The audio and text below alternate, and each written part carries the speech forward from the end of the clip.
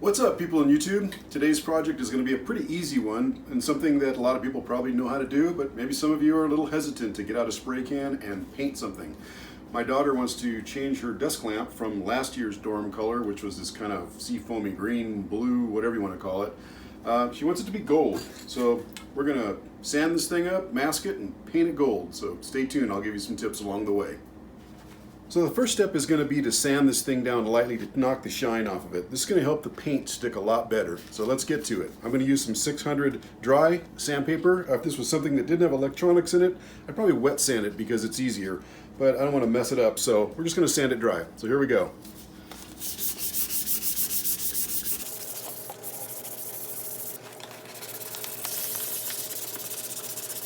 Okay, I don't know how well you can see that, but now we've got most of the shine taken off of this thing and it's scuffed up good enough that it's going to give that paint something to bite and hold on to. You don't want the paint peeling off of it when you get down the road.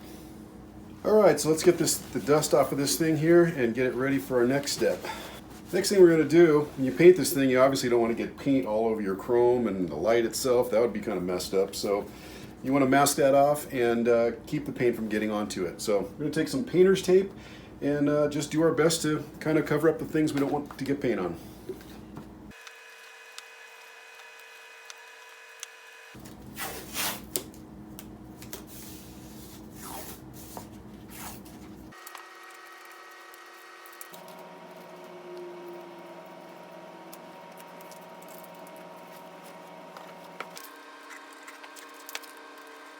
Okay, so now I'm going to get my razor knife and just trim some of the edges to make it look nice.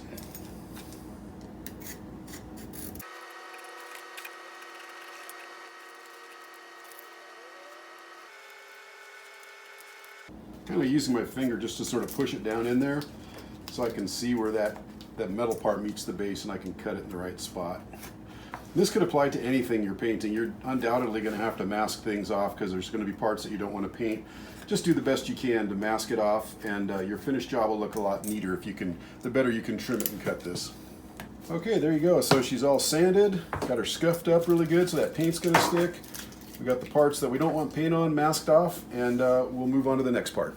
Alright, so last but not least, before we paint this thing, we got to get it absolutely clean. Even the touch of your fingerprints will leave enough grease on there to make the paint fisheye or get kind of a funny swirl to it where it won't stick. So we're going to clean it with just some standard household isopropyl alcohol and just wipe it all down. And being careful, once we wipe it down, don't touch it at all. Anywhere your finger touches it, you consider it contaminated and do it over. So here we go.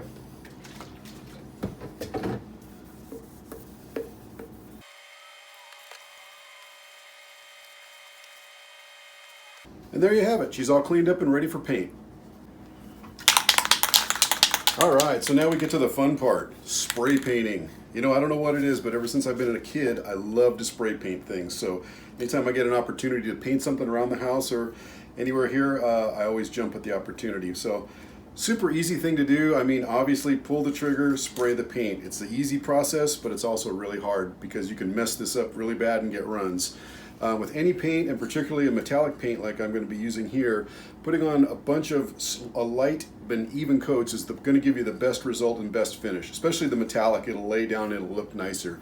So you want to keep the can moving, don't sit there, don't get too close, don't be way back here. You'll see when you put it on, you'll see just a nice even little not quite covering mist of paint go on it. That's what you want to shoot for, and you want to keep the can moving. You're never going to be stopped. You're never going to point it and then move. You're going to be in motion and come across whatever you're painting so you can lay down nice even coats. And just take your time with it. You can always put more paint on, but once that thing starts to run, you're pretty much sunk. You got to sand it and got to start over if you want to fix it. So let's try to avoid that. Here we go.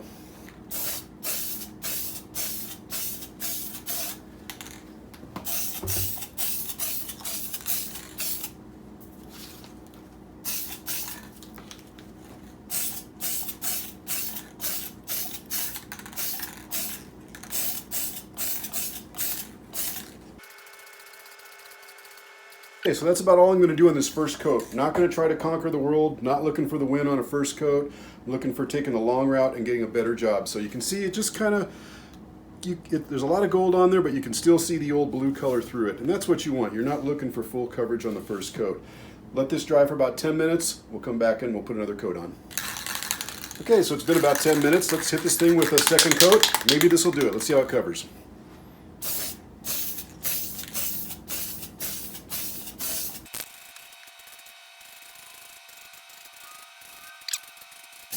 I'm going to keep on going because it's going down real nice, and I think I can get it with this second coat.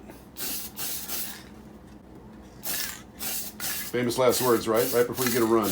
Let's hope not. I'm just about out of paint too, so I'm afraid this is going to have to do it. Although I think we're good.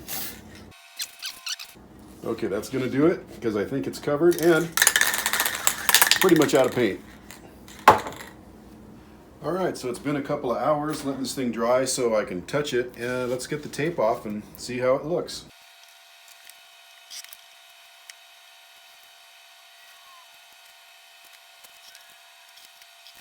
And there you go, voila, she's finished. Came out pretty good. It's got a nice shine to it. All the parts that are supposed to be gold are gold. The stuff that isn't is what it's supposed to be. And anyway, looks pretty good. So the things that I showed you today, you can pretty much apply to anything that you paint. Doesn't matter what it is, but you're going to use the same principles of cleaning it, sanding it, masking it off, and just being really careful with the spray can when you go over it. So there you have it. Good luck with your projects.